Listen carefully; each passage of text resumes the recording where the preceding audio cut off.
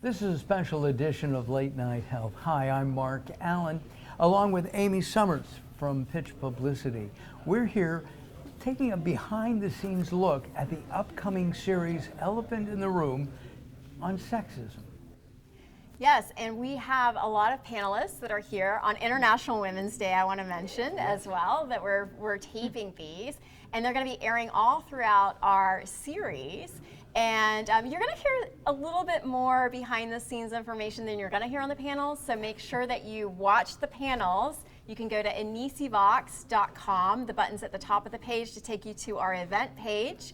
That's inicivx.com. But today we're going to get onto some other topics with two of our panelists that are on session 5. So they're later in the series. We have Rena Cohen first, and she's the VP of Sales at Cepham. And Cepham is also a client of ours, so welcome. This is the first time Rena and I are meeting. Thank you. And Heather Granata, who is Vice President of the Universe. Just kidding. Pretty close. I will say your full title now. I might have to look at my note card because it's a very lengthy title. But Heather Granata, she's Vice President of Partnerships and Sustainability for Food. EMEA. That's right. Sounds like something in the ocean. It does. Yeah. What does EMEA stand for? It's the Europe and Middle Eastern portion of our business at Informa Markets. So partnerships and sustainability at Food EMEA for Informa Markets. Yes. And she flew in all the way from London just to meet with us, Mark. Just to be here. I mean, she might go to Expo West if Yeah. you see her around, but just so everyone knows, she came because of us. Of course, we knew that. We knew that. I'm going to start with Heather. So, again, I'm not going to go through the whole, your whole title. It's too long. Fair. But you're president of the newly formed Women in Nutraceuticals, or WIN. Yes. And I love that. It's great. I've got to take off my cards and just say, can men join? Actually, we really encourage men to join. When we're looking at the topic of gender equity and gender equality within the nutraceutical industry, it's really critical that we have men and women at the table working together to actually move the needle forward. You have a new member. I'm excited. That's Okay. fantastic. All right, here we go. Let me look and see. So your company, CFAM, close enough, is a major supporter of the organization. You're both on session 5, our panel. You're both involved in pushing forward on gender equality, and you both have been strong advocates for the advancement of women throughout your careers in the natural product industry. Do you feel there's been a new turn in the movement or renewed energy right now? And what's driving this now? Ooh, it's a big question, and I can actually say when we looked at the need for an organization like Women in Nutraceuticals, you can look and there's all kinds of organizations within the natural products industry, within the broader CPG industry, and we're reaching out to each of them and trying to make these collaborative partnerships. But we were having the conversations at every trade show, and then you'd go away and you'd have the same conversation the next time. So we needed something that was actually 365, but what I'm finding is there's a lot of interest in this topic. I do think in the last 3 to 4 years, you've actually seen a lot more people interested in the topics of, justice, equity, diversity, inclusion, and whatever aspect of that you're passionate about. I think people are really turning to how do I do that personally, professionally, making a difference. And so that's what I think we're all trying to do, which will make change. And I made a mistake. It's Rena who is with CFAM. Yes, although Heather is very close, so she's an honorary Cepham member. And I have to say one more thing. Sure. So this is the first time I'm meeting Rena, and it's because Heather's suggestion. So when I asked Heather to be on the Elephant series, and I told her, look, we need to sit down and kind of talk about who your panelists are going to be. She was like, you have to get Rena on. I was like, oh, why? And she's like, I had her on a WIN thing, but she wanted to talk about this whole other thing. So she needs to be on your panel. Aww, so that scared me a little bit, but then I was like, okay, we're gonna find out what you have to say. Yeah, I won't say anything scary. So I have been a female empowerment author since 2015. I've been in the industry 25 years as a salesperson, progressively moving up, and a career warrior with other women in the industry. And in 2015, I wrote a book, for women in sales. And essentially, for me, it was deconstructing the pathway of success for women coming up in our industry who chose a sales pathway. And a lot of that had to do with gender imbalance. But most specifically, that a lot of those books for how-to for women in sales were written by men. And I wanted to disrupt that and write specifically for women. So I wrote a book called The Authentic Sale, A Goddess's Guide to Business, and then I was invited to blog on Huffington Post in the Women in Business vertical. Back when bloggers were invited at Huffington Post, things have changed. But yeah, so I spent a lot of time studying gender imbalance and advocating for it just as a hobby, just for myself. And then I stumbled into all kinds of information and all kinds of data that I wanted to dive into and help assuage the gap with. So I'm excited to be here. It's my favorite topic. You can't shut me up.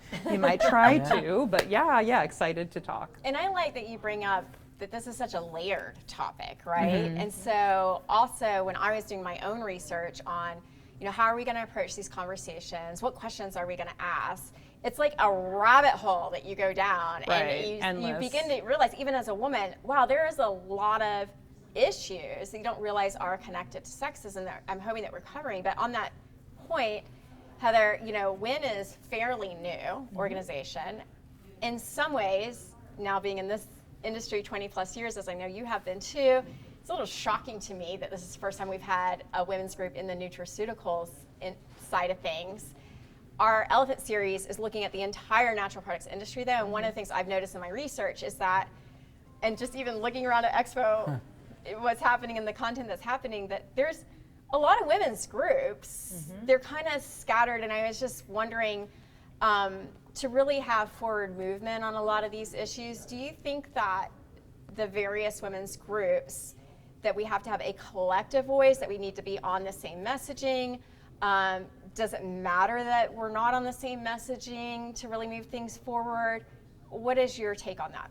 I think we need to explore ways to be collaborative, but we all bring unique value to what we do. So when we're looking at women in nutraceuticals, the reason there was white space was because no one was talking about from the ingredient supply through the finished product to dietary supplements. That was an open area. But if there is another organization like OSC Squared has great work that they're doing with cohorts around C-level, mentorship, how are they moving that forward? Great. We don't have to do that. We can collaborate and come together and explore the topics. So that's where I think there's opportunity. Each organization has a unique value proposition, but together we're all stronger and we find the areas that are most important. And that may be around addressing broader topics of sexism. It may be, how are we actually going to fill the pipeline of bringing more women, maybe through sales, maybe through other aspects. It's okay that you weren't in sales, but you can still be a senior manager or a C-level executive. The way we think about it is going to be very different than how it has traditionally been in this industry, in the broader natural products, in the world, where you had a very masculine career path forward. Sheryl Sandberg talks about the jungle gym and not the ladder. And I do think that if we explore ways that we can bring women in from different angles and help them ultimately reach whatever level they're seeking, we have to do it together. Rena, you mentioned your passion for this. What do you think is your motivation for your passion? Sure. Thank you for asking. I come from a very traditional household. My mother is religious, and she's an immigrant from Eastern Europe, and there was no question about my path, when I was a child, was to be a mommy, and that was it. And so for me, rebellion started at a very early age. I failed at everything traditional, and I joined the military to the terror of my family when I was very young. And I've just chosen my own path. So for me, it comes from childhood. It comes from wanting to be as successful as I saw men being. And then when I got into the industry, it was through administrative ranks. I was an executive assistant, and I had just left the military. And in my opinion, back in the 80s, there was, what we call today the old boys club. There was an old girls club. There were women who were career champions, who were behind the scenes, who were helping me to succeed. And I attribute that to my career success and the early entry, and that's what I want to continue to give back. So, and I do think, to your earlier point, things are not getting better. Things are getting worse. And yeah, absolutely, they're not getting better. And there's data to back that up. I was recently on a WIN panel where we referenced the Reykjavik study, where basically globally we're moving back from being more progressive to less. So I would say there is a critical moment for us in this industry to put our foot down and to talk about gender balance, and that's what WIN is doing, and I'm very proud to be the official blogger for WIN. Thank you, Heather. So it's a great time, but thank you for asking. My motivation came from my personal Thank you for your experience. service. Oh, Yes. thank you. I think that's really terrific for anybody in the service, but particularly for women to give up.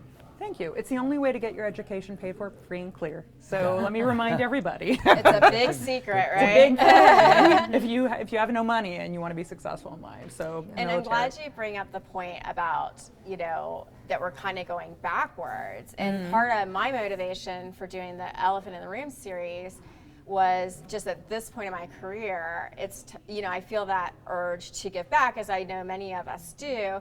And one of the things that I recognize and realize is that, of course, we're not going to solve sexism. I mean, I wish we could wave a magic wand and just make it better. Just like we're not going to solve racism and all these other isms. But if each generation doesn't continue to push the issues and talk about it and pass on that baton to the next generation, then I think what happens is that if a whole generation stays silent, the next generation starting from square one again. So I think thank you both for pushing forward. And on that note, Heather, I wanted to ask you, speaking of pushing forward, in addition to all the runs, vacations, job responsibilities that you have, because I follow you on social and you make me tired, which is hard to do. I wanted to ask you, you are, on a serious note, very much involved in so many industry initiatives. You're running WIN as president. But you're involved in so many things through Informa, as far as content goes, and you've been such a champion on this topic. Why did you, and I know your time's limited, so even to get you here, just so you guys know, to get Heather here, I just sent her an iCal invite. That's how I got her here. I was that bold, because I was like, okay, I know she's busy, but maybe she'll just show up, so you're here. And I did, yes. Yeah. But I know Can't say no. I know that you're busy, so I just wanted to ask you, why did you personally decide to accept my invitation to do the Elephant series, and what are you hoping that attendees will gain from all this? I really appreciated you reaching out and asking me to be a part of this, because I do think that language matters. And when you were talking about, we're going to talk about this in terms of communication. The terms we use are important. It's important to me as someone who came up through content. The topics that we address, who we choose to have at the table matters. And so I was able to move things and have an impact in conference programming for Supply Side or at Vita Foods, and to say, how are we getting new voices? By participating in the Elephant in the Room series, I had the opportunity to foster dialogue and to talk with super smart people who have great things to say. And if I can help spread that word, that's what I love to do. Well, thank you. And Heather is moderating our session 5. And I asked you specifically to be on the moderator, even though you could also do the panel. You could go both ways. But I really admire your ability to be a good moderator. I know that's not an easy job, especially when you have a lot of thoughts in your head that you want to share. But I'm excited about the discussion that you're going to be having with Rena. Yeah. And we are so happy to have both of you guys as part of the series on Both of us people. Yes, sorry. Right. I keep saying guys. That's one thing I got to eliminate from my conversation. I keep It's doing a that. terminology thing, and Yes. when It you is. start listening Did you for hear it- that? I did. I'm sure I do it too. Good self. I've sure. really been catching it since we started the Elephant series, but I actually say guys a lot. I don't know why I do that. I do it too. Probably That's because I've heard it. it's the de facto. Yes. Because you automatically will Right. say that. You would Right. not say, oh, you gals, Right. to a mixed group. No. But guys can apply equally. It's a very interesting, it's the power of language. Yeah. And when we choose our words carefully and think about what they mean, we change what people think. through the words that we use. Yes. As a male, I say thank you, ma'am. And recently, somebody told me, a woman friend of mine said, "Please, I'm not old, and that's really not nice." I didn't realize that, and I think that's one of the reasons, one of the things that you're talking about with words. Words are important, and we don't know. People don't know that maybe it's hurtful when you're saying And they may not be a ma'am. that. And we're going to talk about that too. Because my mother actually, she said that happened to her recently. She said, "I think I made a mistake." She called me. I'm like, "Oh my gosh, what happened?" And she had a doctor's appointment, and the nurse that was checking her out, she said something like that, because she grew up in the South, so you say things. But then she said when she left the room, I realized maybe she wasn't a she, and I think I made a mistake. So I mean, right? So Yeah. gender identity and issues we're going to get into the series as well. I know we only have a couple moments, but I wanted to ask Rena, what about mentorship? You mentioned that you were mentored by Yes. some very powerful women Yes. who helped. Is it important still to mentor? Very important. I would say, and I thought about this leading up to this discussion, how important was it for me personally? And I would say, looking back, it was the first female who had my back, and in fact, she sent a text message when text messages first started saying that, "Always have your back." And it was someone who identified me as being a leader well before I identified myself as being a leader, and that's what opened my eyes. So I would say, just a little tiny bit of mentorship goes a long way. If I had the luxury of long-term official mentorship, I would take it. But I think the biggest thing for women is if you are in any place, anytime, any place, raise your hand and say, "I would like a female mentor in this organization." And I pity the woman who says no. So I think it's a superpower that we have, asking for help, and that goes for asking for HR help as well. But that's a protected thing, I think, for women, and I think by leveraging that, you would find that a lot opens up to you as far as opportunity. So I'm a big proponent of mentorship. And I think if she's still around, you should send that first woman, a text. She's the original goddess, the OG, and I think of her often. And I think she's too big to care about my texts. But yes, she did start that. And a lot of women at the time, and I'm talking about early on in my career, I was working for DuPont, a lot of women were inspired by the OG. So yes, absolutely. Got it. Hey, thank you both. We really appreciate it. And thank you, guys.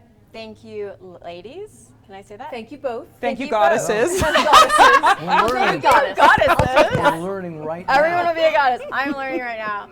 I have learned so much from doing the series myself. That's part of the reason why I wanted to do it. Thank you, Heather. Thank you, Rena, for joining us. We look forward to session 5. And I hope everybody joins us on the panels. Make sure you go to inisivox.com to get more information about our series.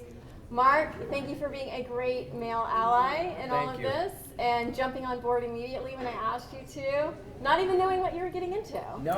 And I'm here you are. I And now you're going to be a new member of WIN. Yep. We're making all these great Yay. connections. And we look forward to seeing everybody in the room with the elephant. Right. Hey, thank you for watching. And again, go to inisivox.com for more information on this really important industry-wide series. And as I've said, even if you're not in the industry, this is important because it's cross-platform. It's any industry.